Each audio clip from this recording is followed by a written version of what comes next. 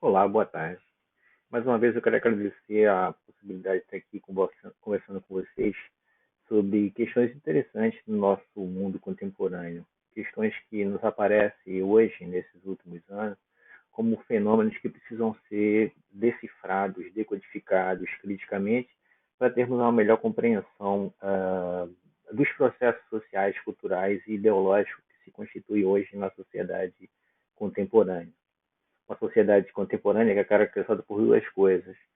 a formação de hipervisualizações e a formação de superdimensionamento das informações, e ao mesmo tempo por fenômenos abjetos e fenômenos ideologicamente constituídos que resultam em coisas como fake news e pós-verdade. Nesse sentido, a minha questão aqui hoje é pensar a relação que existe entre a pós-verdade e a cultura visual. Como discutimos no vídeo anterior, cultura visual é um processo que resulta de um fenômeno da pós-modernidade que redimensiona a produção, circulação e consumo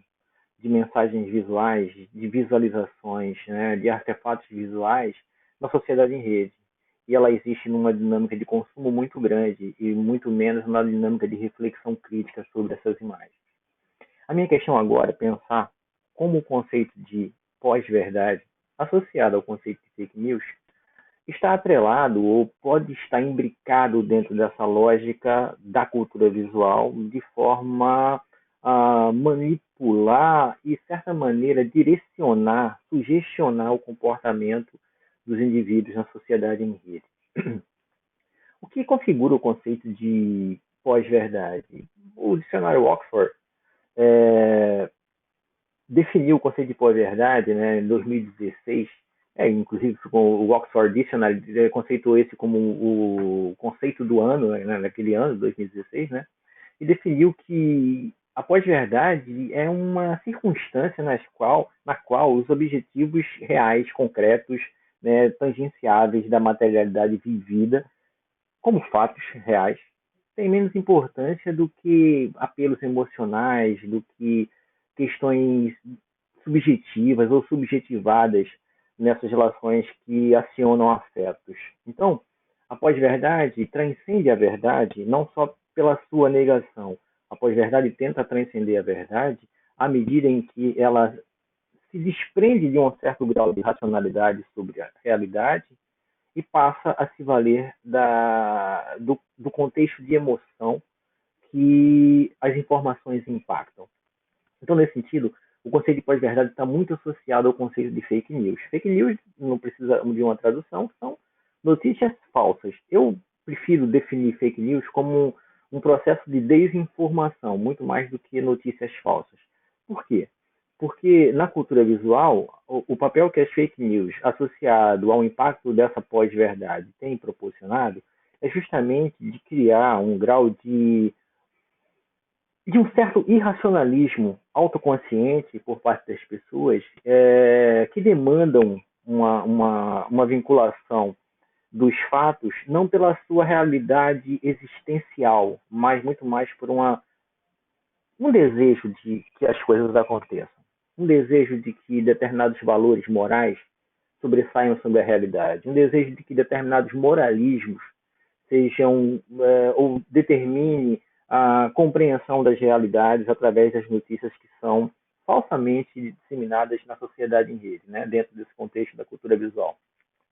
Logo, é muito importante que a gente entenda que não é papel da cultura visual propagar fake news, e muito menos que a cultura visual vai determinar a lógica funcional da pós-verdade. Mas é muito importante para a gente entender que nessa questão da cultura visual, esses fenômenos abjetos, como por exemplo as mentiras que são disseminadas em redes, as formas de montagens visuais, como determinadamente algumas notícias são montadas, as imagens são compiladas para produzir um impacto visual no receptor, né, nessa relação de interatividade na sociedade em rede, sobretudo nas mídias sociais. O papel que as fake news têm proporcionado tem sido extremamente nefasto na formação da opinião pública, porque ela distorce a opinião pública, ela eleva o processo da opinião pública para um campo onde a necessidade de reflexão parece não ter o menor valor, o menor sentido ou o menor papel de importância na constituição da tomada de posição dos indivíduos. Então, nesse sentido, acredita-se que as fake news associado à pós-verdade se apropria dessa condição de uma sociedade hipervisualizada para propagar e disseminar notícias e desinformações, notícias falsas e desinformações, que leva à formação de uma opinião pública distorcida, ou pelo menos uma opinião pública que está associado muito mais ao grau de impacto emocional e muito menos o grau da reflexividade crítica que é necessária nessa opinião pública. Então, uma das primeiras questões que se coloca é a necessidade de checar as informações. Só que existe uma outra dimensão, e é uma dimensão dos afetos que está associado nesse processo fenomenológico da pós-verdade, é que muitas dessas mensagens que circulam nas mídias sociais, dentro desse contexto da cultura visual, são disseminadas por pessoas muito próximas, né, ou por grupo de pessoas que têm alguma referência de proximidade. Logo, pressupõe-se que as mensagens que são replicadas, que são repassadas, né, as mensagens que são encaminhadas, sobretudo pelas mídias sociais como WhatsApp e, em certa medida, também por grupos de Twitter, dentre outros dispositivos, elas são incorporadas como verdade à medida que são emitidas por pessoas muito próximas. Então, a ressonância emocional que isso causa, e o conceito de ressonância emocional é muito importante para pensarmos essa discussão, a ressonância emocional que isso causa parece que oblitera, parece que, de certa maneira, contribui para impedir um grau de racionalidade crítica sobre a compreensão das mensagens falsas, das informações falsas, ou seja, desse jogo de desinformação. É nesse sentido que é preciso estabelecer critérios críticos para entender a dinâmica desse processo de desinformação nessa cultura visual. Ao mesmo tempo, é preciso entender que essa formação da opinião pública em rede, que utiliza dos mecanismos das imagens técnicas e pós-técnicas na cultura visual, também possibilita uma articulação e uma potencialização política de vários autores e atores que lutam politicamente nesse processo de formação da opinião pública crítica. Nesse caso, vale lembrar, por exemplo, que o engajamento de grupos de fotógrafos e ativistas visuais que se utilizam da própria cultura visual para desmistificar essas mensagens falsas, para questionar ou para criar um contrapoder em relação a essa hegemonia que tenta se montar com essas fake news, né? Sobretudo porque eu falo da hegemonia